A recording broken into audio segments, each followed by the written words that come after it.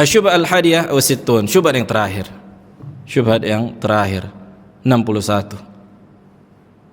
Habis kita dari syubhat, dan syubhat sebenarnya itu saja yang berputar dari 60 ini. Tidak akan lepas. Enggak ada syubhat yang baru. Taib. Mereka berkata, innal ihtifala bil maulid sunnatun muakkadah. Sesungguhnya merayakan maulid sunnah yang ditekankan. Kata beliau di sini, penulis, hadhihi syubhah ja'altuha khatimatal mataf. Syubhat ini aku jadikan penutup. Lianna man taqayya biha ba'd du'ati sufiyah muakhiran. Karena sebagian orang-orang dai-dai sufi ini memang kelewat kan itu. Wa naqadha ba'd asyadihi alladhina sabaqa an i'tarafu wa sallamu bi anna al-ihtifal bil maulid bid'atun muhdatsah. Dan sebagian dai-dai sufi ini menyelisihi para pembesar mereka yang di mana kebanyakan pembesar mereka mengakui maulid ini bid'ah. Para pembesar sufiyah. Walam takun min qabli laha ayyu atharin la fil Qur'an wala fi al-athar. Yang di mana acara maulid ini tentunya tidak memiliki athar dari siapapun, kan gitu. Yang ada athar dari siapa? Dari dinasti Fatimiyah, dari orang-orang Syiah Yahudi. Berkata Muhammad Alawi Al-Maliki di antara tokoh sufiyah di Saudi.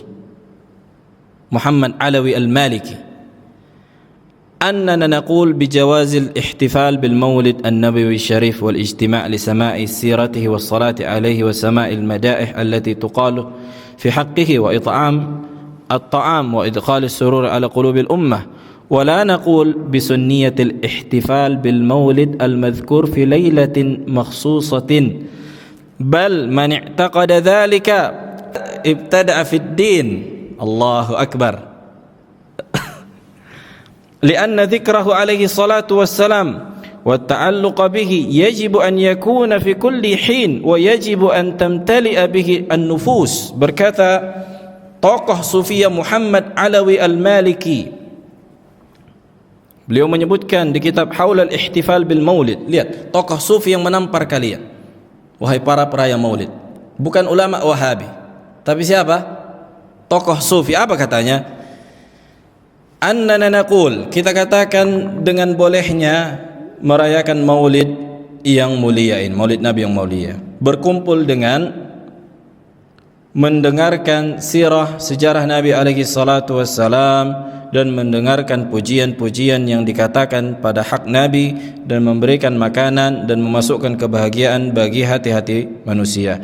Wala naqulu bisunniyatil ihtifal bil maulid al-madhkur, dan kita tidak mengatakan disunnahkannya merayakan maulid yang disebutkan pada hari tertentu. Bal barang siapa yang meyakini itu, maka dia telah mengadakan bid'ah di dalam agama.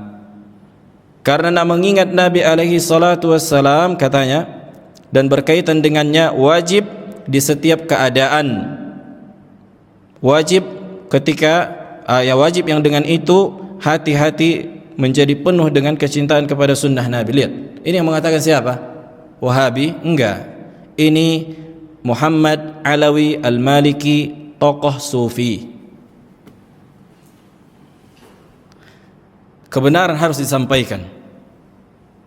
Wa in raghima anfu ay ahad. Makna wa in raghima anfu ay ahad, walaupun setiap hidung mereka, ini ungkapan dalam bahasa Arab disebutkan, walaupun mereka tertunduk dan terhinakan. Dan ungkapan ini pernah diungkapkan Nabi alaihi salatu wassalam pada sebagian sahabat. Wadih. Jadi siapa yang melarang maulid ini, yang mengatakan maulid ini bukan sunnah? Tokoh sufi Muhammad Alawi Al-Maliki. Taib, tokoh sufi yang lain. Qala Yusuf Ar-Rifai, berkata Yusuf Ar-Rifai, di antara kalau ada Rifai biasanya sufi itu. Tidak semua kan gitu, tapi banyak orang-orang sufi merifaikan. Berkata Muhammad Yusuf Ar-Rifai, tokoh sufi, inna ijtima'an nasi ala sama'i qissatil maulid an-nabawi asy-syarif amrun ustuhditha ba'da asrin nubuwah bal ma dhahara illa fi awail al-qarni as-sadis al-hijri.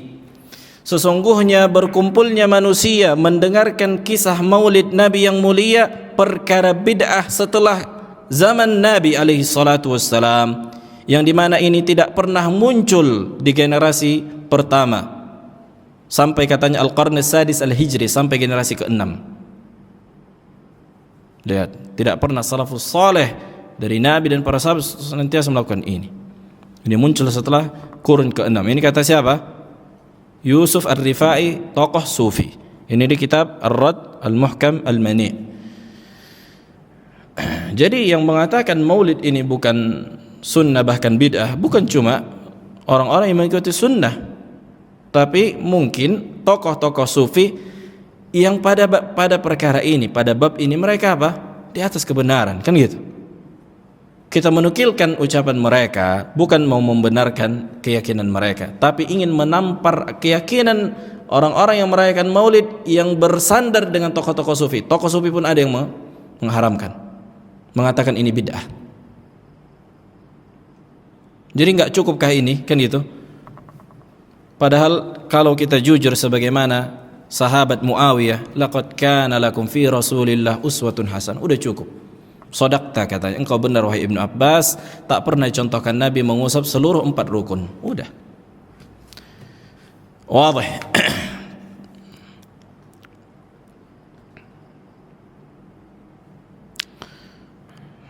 Baik, mungkin ada pertanyaan? Fadhal Aba Aqil. Karena ada panjang lagi yang sebenarnya terulang, bahwa Nabi sallallahu alaihi wasallam senantiasa apa? Mewajibkan kita untuk mengikuti sunnah Nabi dan sunnah para sahabat. Jangan lagi nanti masalah bid'ah ini tarik lagi masalah mushaf. Mushaf tidak pernah ada di sebagaimana yang dikatakan si Muhammad Nuruddin ketika menjelaskan bid'ah, dan lihat tariknya lagi apa? Masalah mushaf. Mushaf ini enggak pernah ada di zaman Nabi. Ini tidak bisa membedakan antara wasilah dan ibadah. Ini kan wasilah untuk membaca Al-Quran. Kemudian mushaf pun di antara ijma' para sahabat. Maulid ijma' enggak para sahabat? Ya kan? Oke lah kita katakan mushaf ini ijma' para sahabat. Para sahabat Nabi, yang dimana Nabi mengatakan la tajtami'u ummati 'ala dhalalah, para sahabatku tidak akan mungkin berkumpul di atas kesesatan. Sementara kalian maulid mana dari para sahabat, mana dari tabi'in, mana dari tabi'ut tabi'in, mana dari a'immah yang 4. Imam kalian sufi Muhammad Alawi Al-Maliki menampar kalian, Yusuf Ar-Rifai menampar kalian. Nah, fadhal. Subhanakallah bihamdik, asyhadu an la ilaha illa anta astaghfiruka wa atubu ilaik.